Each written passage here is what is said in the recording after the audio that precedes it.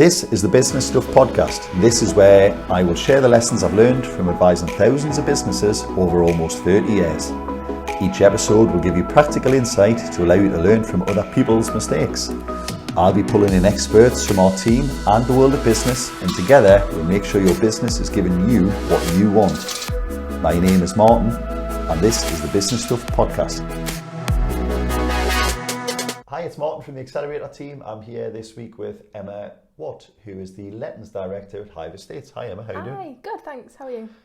I'm good. You're going to talk to us today about the things to consider when you're first letting out a property. Yes. There'll be some great tips for people who've never let a property, but probably some good refreshers for people who are well versed at letting out properties. Yeah, there's a lot that goes into it. Yeah, okay then. So tell us a little bit about yourself first, and then we'll get straight into the topic. So obviously you mentioned I'm the Lettings Director of Hive Estates. So we're literally just around the corner in Newcastle. So we're in Sandyford. I started at Hive a few weeks into the company, so 6 weeks in, and really started the company with the MD from the ground up. So yeah, know a lot about Hive Estates. So you've done all the jobs right the way through as well. So obviously at the beginning it was actually just me and Michael, so he's the MD.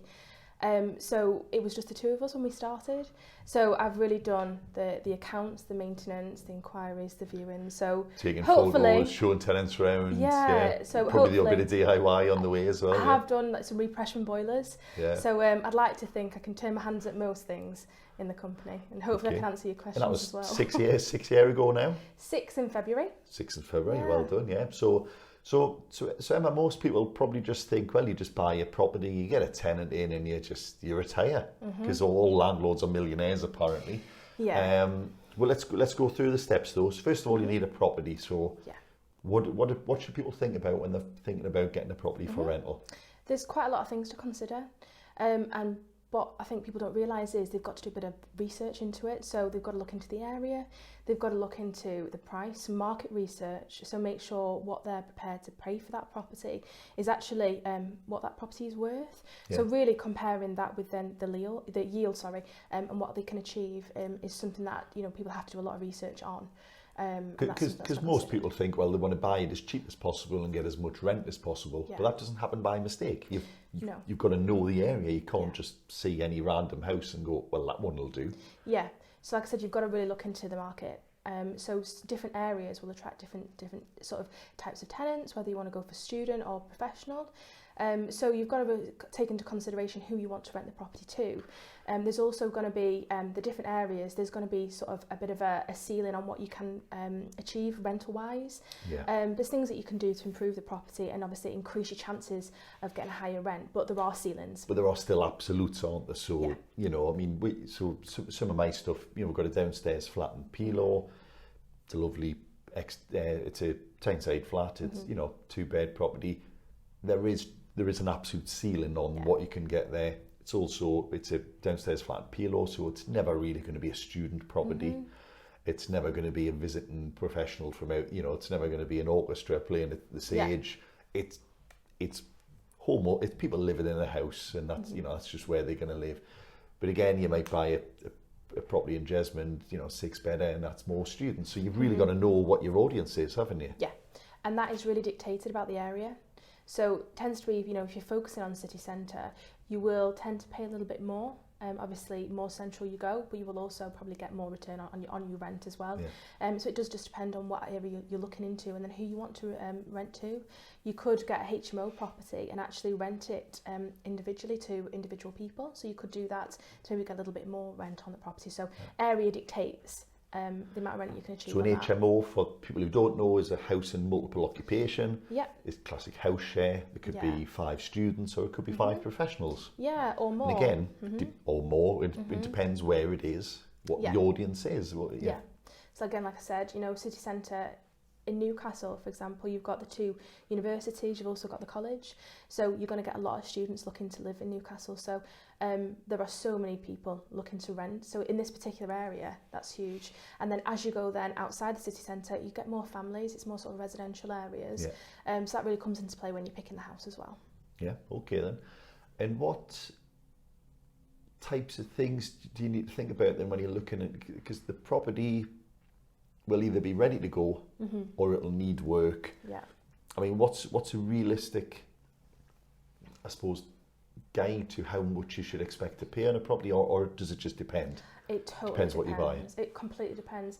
It depends on the condition of the property. So how much work you maybe need to do to that property, and also where you're buying. That massively changes depending on exactly different areas. That's something that we can help guide on. There's been a lot of landlords who actually have come to us and said they want to grow the portfolio, and we find a little bit more about the money they've got and where they're looking into, and we can actually guide on areas. You really need to try and find an expert in that area that you want to then invest in. So again, people might be listening from, we believe it or not, we've got someone in Uganda who listens to the podcast. Okay, hi. Probably not best to come to you for advice for buying in Uganda, but each area will have a couple of agents who kind of know that area inside out, won't they? Yeah, absolutely. And you really need to get access to that information from them, don't you? Yeah, I think it's best to find a really good agent that they can then sort of build a bit of a relationship with. Explain to them that you want to invest, you want to build up a portfolio. It's good to go in and meet those people in person, and really sort of, like I said, start a relationship and tell them what you're looking for. They can guide you, because it is a bit of a minefield.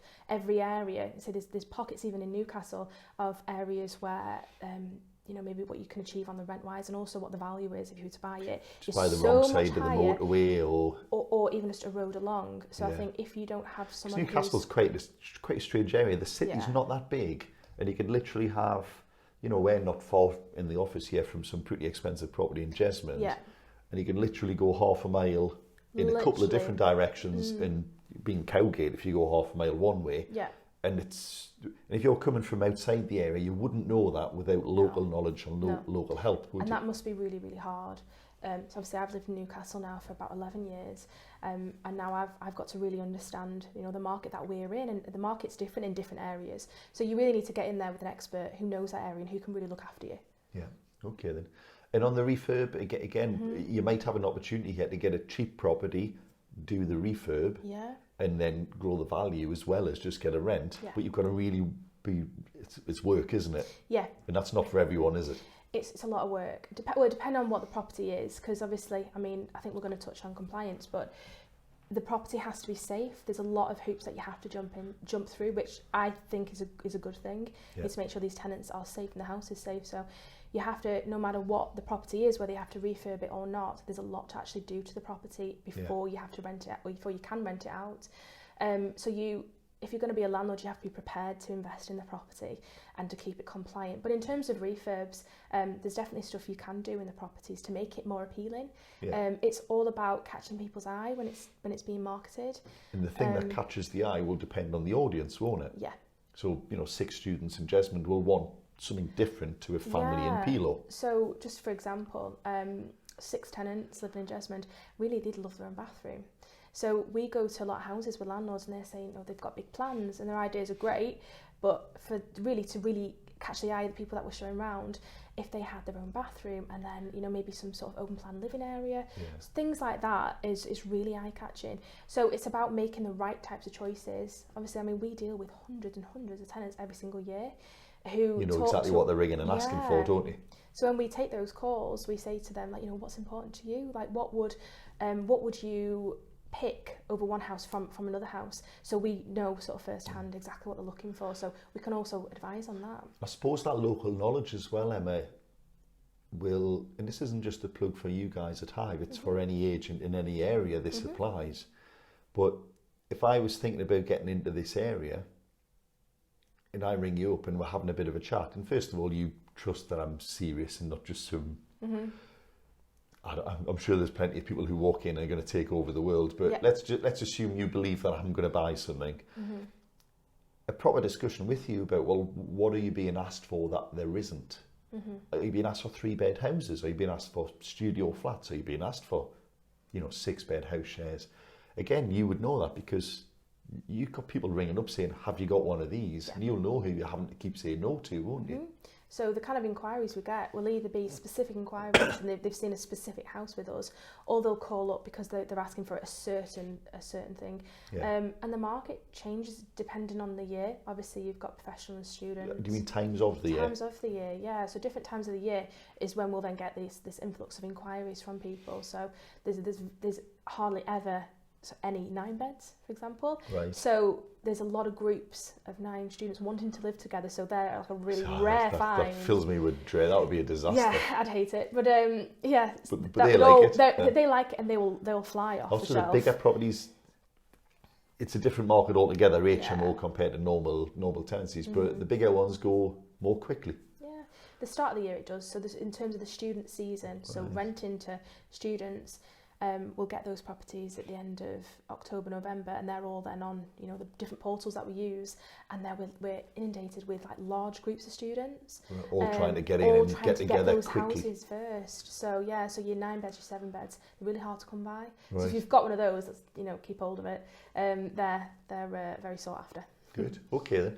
So I think it's worth saying as well. We've talked about how you decorate it, but again, it's worth saying. So if I'm putting a kitchen in my Tyneside flat in Peelaw, it's a different kitchen to if you're renting something on Elmfield Road to, footballers. Yeah. You've got to bear that in mind, It's almost like sort of knowing your market. Fit it out for the audience, for the property. Yeah. Because there is that ceiling, isn't there? Mm-hmm. There is, and you want to return on your money.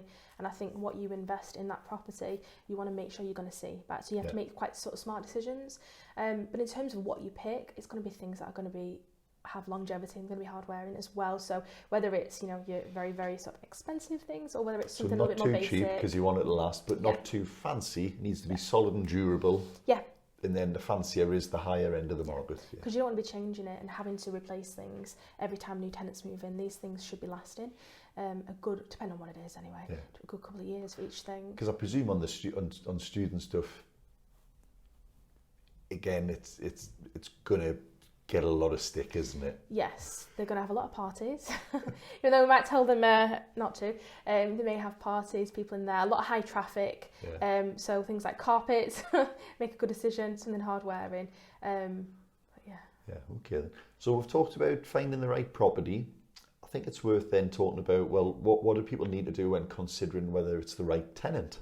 Mm-hmm. So the tenant here could be a student, it could be a family, it could be a single person renting a studio. It doesn't matter. Yeah. But there are certain things to do to protect yourself as a landlord, isn't there?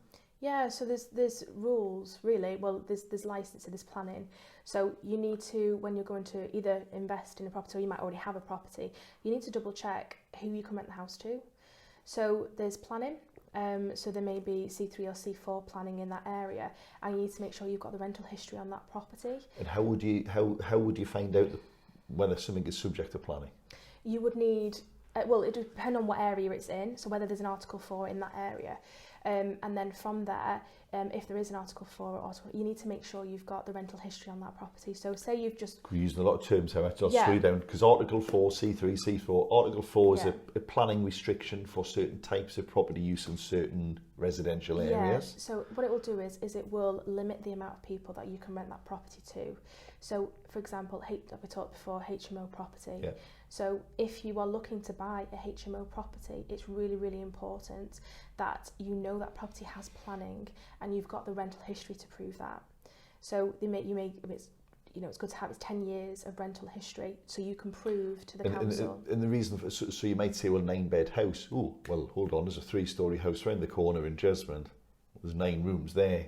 You can't just become a 9-bed student property, can you? There has to be an established history, or you've got to seek planning permission. Yeah, so if you haven't got that planning already, you can't then get that planning. So that's why it's really important. And that's the Article 4 point you mentioned, is now that there are restrictions on, and it's normally areas with high student demand already. They don't want it to be consumed by student properties. That's the simple way to think of it, isn't it? Yeah. So once you've got that planning in place, if you were to then rent to someone else or to another group of people or to a family, that would then change the usage of the property and the planning. It would revert back to normal residential. You would then, and you can't then now rent it out as a HMO property. So actually, once you've got a multiple occupation property, you've got to rent it every yeah. So because then you're going to get your money back, you're going to get your yield, you know. Because also I presume that the value of the property is higher once you've got that than a property without it, possibly. Well, I mean, really, a property's worth what someone will buy for it, and you don't know what's going to be until you test the market. However, they're very sought after, you know, these HMO properties, especially in Newcastle. Because they're not giving new licences out for new properties, exactly. are they? So, yeah. But that's really, really quite a good point to take away, is making sure you've got that rental history on there if you're looking to purchase HMO. So that's so HMO is a licence that you get. I think it's over for 5 years from your local council. Yep. There are also other licensing issues on this, some selective licensing in certain areas. It's worth just bearing in mind. Yeah. So there's the HMO licence. You've got then you've got your selective licence as well, and then you also got an additional HMO. So there are a few different things to be aware of. And again, a local agent will keep you up to speed on what you probably need. And again, it can be sometimes the difference between a street. You may or may not need a licence. Yep. So obviously, literally within streets. Exactly. So that, especially with selective licensing, it will literally be certain areas, and then there will actually be then actual streets who will have to abide by that. So a local agent is an expert, or obviously the council as well. Yeah. And that licensing just places additional conditions on the property let then, doesn't it? Yes. More regulation normally.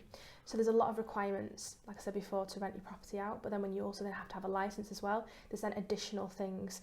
There's a lot to go through, so I probably won't list it all now, but things like a hardwired smoke alarm is which you don't have to have in a normal residential. So my downstairs flat in Pilo, I've got a smoke alarm, but it doesn't have to be a hardwired smoke alarm. And I don't have to have certain things. It's got to be livable and meet the housing standards, but there's additional burdens placed on these properties. Because there's higher risk. Yeah. Because there's higher risk, and it's all about, you know, it's about fire safety as well, and making sure the tenants are safe in there. So things like emergency lighting. 9 students living in a house are probably going to get up to things that a typical family in a 2-bed flat wouldn't. Exactly. Let's just say, so it's about looking after the tenants in there. So it makes sense when you think about it that way. Yeah. But what about the people then? Can any person rent, or do you have to then consider the person as well? You know. Yeah, they've got to have the right to rent or something. Yeah, so there's quite a lot of sort of hoops to jump through. Another one would have to make sure they've got a right to live in the country. Yeah. So before they move into the property, you have to do a right to rent check with them. So it would be checking their documentation, checking their passports, depending on where they're from. The documents then. Yeah. You have to check. I mean, that's good. You would think that would be good common sense anyway, but I've spoken to a lot of landlords over the years who just go, "Oh, it's Dave from round the corner." Yeah. So, well, have you got any ID? Have you do you know anything about them? No, but I've known Dave for years. Yeah. It'll be fine. Yeah, exactly. There's a lot of responsibility put on landlords. You know, they're making a house available for someone to live in. You have to make sure they've got a right to live here. Yeah. So, I mean, regulations are changing all the time. There's always new additional regulations. So I think, you know, you would assume people would know that, but not necessarily. Well, if you're a casual landlord, I mean, once you've got a certain number of properties, you tend to have to keep up to date to a degree. But your first one, the learning curve is so steep. It really does surprise some people, and I know that when I see people, they can't understand why there's so much. Yeah. So what we do is we've got like an onboarding process for everyone really, but especially for new landlords. Right. And there's so much to have to consider that it's sort of a fail-safe way for introducing them to certain things. Have you got this? Have you got that? Did you do that? Where's this? I need to see that. Yeah. So even because obviously you don't have to go fully managed, you know, you could manage the property yourself. I personally would always say to use an agent to manage your property unless you are a full-time landlord, because the regulation, the responsibility is so high. So just for example, you know, a CP12, which is a gas safety, if you don't have that in place, you know, you could get a custodial sentence. And I don't think people would maybe necessarily realise actually there's some really people really probably heavy wouldn't penalty. think they can go to jail for not having a gas check done. Yeah. But then you think, why? I mean, you're probably not going to go to jail unless something happens, but it's too late then. It's once something's happened. Yeah. You probably will go to jail. Exactly. So I would always suggest that unless you do this full time, just get an expert agent to look after your property. Because what are the key things then? So you mentioned a gas check there. So you've got to make sure your gas is checked annually. Yeah, so check. And it's signed off. Yeah. And of course, it might get condemned when they turn up 1 week, and then you've got an instant repair to carry out. So there's a lot of things here. Time. Yeah, so there's certain things that have to be done before anyone can move into the property, like your gas safety, that has to be done. You've got things like your EICR, so that's your electrical installation certificate. So that could come back, and that could come back unsatisfactory. However, it may be safe to move into as long as you get the remedials works done within like 28, 30 days. Yep. So things like EPC, you have to have an EPC in place. Energy performance certificate. It has to be an E or above. And some of these you need before you can even advertise the property, can't you? Yeah. So again, you might just stick a post on Facebook. Does anyone want to rent my house? Yeah. And before Dave's even seen that advert, you've basically broke a regulation, haven't you? Yeah. So again, that's actually just recently, it's actually just changed a couple of days ago. Well, so there you go. relevant. So if you are going to be marketing your own property, you have to have your deposit marketed, so the amount, the rent, how long you will be renting the property for. You have to have your EPC. So it's all got to be in the advert. Has to all be in the advert. So these things No are one changing does that, constantly. No, everyone just says 2-bed semi, Yeah. Hewitt 550. Yeah. No, yeah. I know. So there is this responsibility even from that point. Actually advertising the property online. There's the compliance that you have to adhere to before you can even advertise it. Mm-hmm. So let's come on to the types of things that catch people out then, because there's all kinds. There's 3 or 4 things that have got to be done. There's ways to do things. Yeah. There's types of tenancy. Is it worth covering off the types of tenancy? I suppose most people in property will know, but you might not know what an AST is. Short should hold tenancy. That's your normal type of tenancy, isn't it? Yeah, and that's really the only thing that we would offer. So really, and we tend to just sort of do 1 year tenancies. And I think as a maximum, you mean? As a maximum. A maximum and a minimum, really. I mean, and but I presume a normal family moving in would get a 6-monther though. Depends on also what the landlord would like as well. So we wouldn't do anything less than 6 months. Ideally, 12 months is good. It's good for both sides. It's good for the landlord. It's good for the tenants. Stability, actually. Yeah, I've always just gone with 6 months, but thinking about it, why not 12 months? Yeah, because I think 6 months, a landlord obviously would be paying for a tenant to be found for the property, and we're paying for the tenancy to be set up and for the marketing. Of course, yeah. So if you're so we would always advise do it for 12 months, and then you're not having to then find new tenants, and always get a fixed terms tenancy. At the end of that tenancy, if the landlord would like to offer for them to stay on and renew their tenancy, we would also, rather than going on periodic, I would also suggest a fixed term tenancy. So extended again for a fixed term. But you have your end date. But again, it does depend on the landlord and what's good for them as well as the tenants. That's interesting. Okay then. What are the common mistakes that landlords make then? So you must have people who come. Let's say you're taking over a portfolio for someone. They go, I've had enough. You look after it. What's the thing that people are just getting wrong all the time? What's the thing that on everyone you can go, well, I bet that's there? So I think what could be, not necessarily for everyone, but could be a big mistake would be if they don't do a thorough inventory. I think that could really turn around to bite a landlord potentially. So on a furnished property, you need to know you've got a fridge, a freezer, sofas, so that, but also just the condition of the house as well. Right, so the condition of everything in that property, obviously, when you lodge a tenant's deposit, which is extremely important, you have to do that within 30 days of the tenancy. Sorry, you've got to do that within 30 days of it being paid. So as soon you as get they a pay deposit across, today, it might not start days. till the 1st of September, but I've got it today, within 30 days I've got to lodge the deposit. We can come on to deposits in a minute, because that's a whole area in itself, isn't it? Yeah, so it's really important, whether it's furnished or unfurnished, to record the condition of the property. We use a product and we've got hundreds of images. Obviously a picture says 1,000 words, but as well as that, it's all then put into a report together. The tenant can then add on any comments where they like. That hole in the wall was already there. Yeah. No, it wasn't. There's a photo of the wall. There was no. And then it's then signed off by the tenant. So then at the end of the tenancy, if there are any charges, which is really normal, it's normal for the property just to need a final clean or any touching up, it helps with the deposit resolution. So I would always suggest to take a thorough inventory. It doesn't have to be done by the landlord. The tenant can also do their own inventory if they'd like. As long as you've both got sufficient detail and you're both happy with it and signed it off. Well, and can evidence that you've signed it off. It's all about being able to prove. So if it was to go to adjudication, you can prove actually what the property looked like before. Oh, that window was always broke.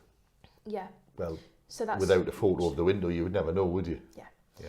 Okay. And I think the biggest advice I could give to anybody is just to work with their tenants. throughout the tenancy anyway, but definitely for deposit return, work with them. So deposit return, that's an interesting one then. So, I mean, I can remember when deposit protection, this idea came in. I can't remember, I'm going to say about 14 years ago now, but who knows, something like that. But for a long time, if I hold on to a month's rent from you as a deposit, I can't just stick that in my pocket and forget it, can I? No. You've got to do one of 2 or 3 things, haven't There's 3 different deposit schemes, and it could... Okay, is it worth just explaining why there are schemes first? So I think back in the day, I think landlords were keeping hold of tenants' money, and it is a tenant's money. And then just refusing to give it back. Yeah. So it's regulated, and there's 3 different deposit schemes that it has to be lodged with. Right. So legally, it has to be lodged. This isn't optional, it's not guidelines, it's not a nice thing. No. You have to do this. You legally have to. Yeah. If you don't lodge a tenant's deposit, and then a tenant realises, and then it's for example, the DPS or another deposit scheme is then notified, the landlord may have to repay the tenant 3 times what the deposit is. So I've got your £500 in my pocket, I didn't tell anyone, you move out and I go, you're not getting it. You can very easily go, I don't know where you would go, but you go to the deposit protection scheme or something like that and say, Marty's got me £500, you didn't protect it in the first place, now I'd have to give you it and then 3 times the amount again. So it would cost us £2,000, wouldn't it? It'd cost you a lot of money. Yeah. So you have to lodge your deposit. And there's 3 types. There's the well, I can give you 2. I'm not sure the third one. So the custodial is where you place the money with. Yeah. It's basically a government quango, isn't it? Yeah. They hold on to the money. Tenant gets a reference. You both know the money's there. You can insure against the deposit. You can, so you can use the TDS, and it's either you can actually do custodial or you can do an insured scheme with the TDS. All right. Whereas you keep that money in your own account and you pay them. So you can use the money for cash flow purposes, but I've got you pay, I don't know, 40, 50 quid or whatever to insure that £500 deposit. And if you don't return it, the scheme insurance would pay the deposit to the tenant. Yeah. So there's 2 options, but there's also then my deposits as well. So the TDS, the DPS, and my deposits. And what's my deposits? Is it a variation of one of them, or is it a different scheme again? They're all similar, yeah. Right, but there's just 3 options, right? I'm with you, okay. And these things again, they're not just nice. Some of these things can have a fundamental difference in the way you can use the property. Because if I try to evict someone, but I haven't done these things, I can't issue an eviction notice. You can't serve notice on them. So before the tenancy starts, there's a few different things that you have to serve the tenants.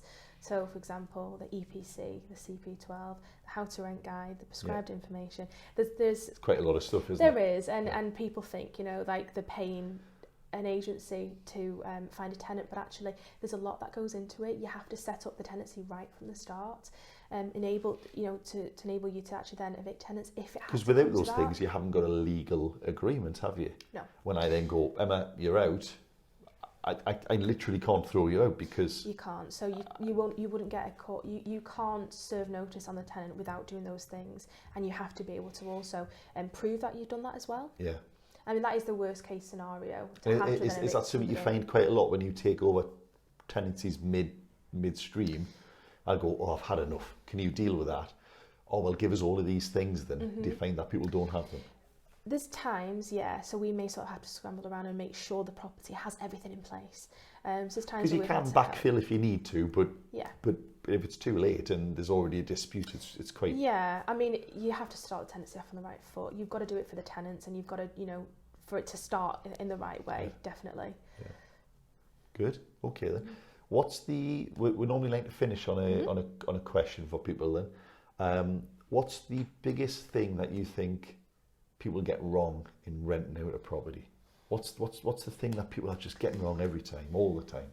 I think if they were to do it themselves, I think potentially not getting the right kind of tenants in there. They may not have done their own referencing. So I think really sort of referencing a tenant and making sure the property's right for them as well as them being the right tenants. That's big, It goes back to getting it right at the start, doesn't it? Yeah. Sometimes you've got to say no to a tenant if they're not right or they're not good enough. Yeah. Don't rush a tenancy, get the right tenant. Don't rush it. You'd rather have a property. I mean, we don't have any houses vacant, but you would rather have the house vacant than have the wrong person in, and then someone who maybe isn't going to pay their rent. Because once they're in, it's quite hard. We saw during COVID quite an unusual scenario that you literally couldn't evict people, could you? Unless there was something like chance of physical harm or something. It was something extreme, wasn't it? But so there were some landlords who got no rent at all for like a year during COVID. Yeah, it's you weren't even legally allowed to evict them, were you? And obviously they're trying to make sure that no one becomes homeless, and it is very much to look after the tenant. Yeah.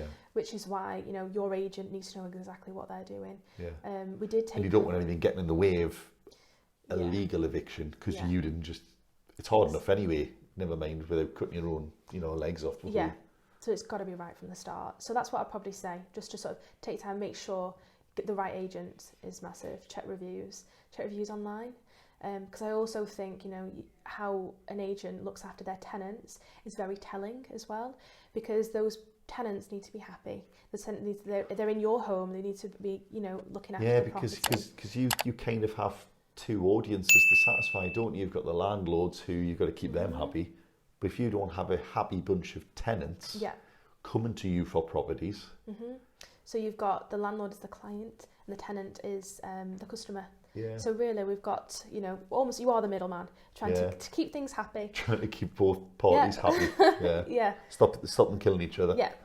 Great. So, Good. All right. Thank you very much, Emma. Thanks. I hope you've enjoyed that. We do get asked a lot about people going into property, so there's some great ideas and great tips or things to think about. It's not exhaustive. I'm sure if you reach out to Emma, she'll be happy to help. Yeah. If you're not in this area, reach out to your local area, and I'm sure there'll be people there who can very much help you. Please leave any reviews, comments in the boxes below. We'd love to hear what you're thinking, and see you next time. Thanks, Emma. Thank you.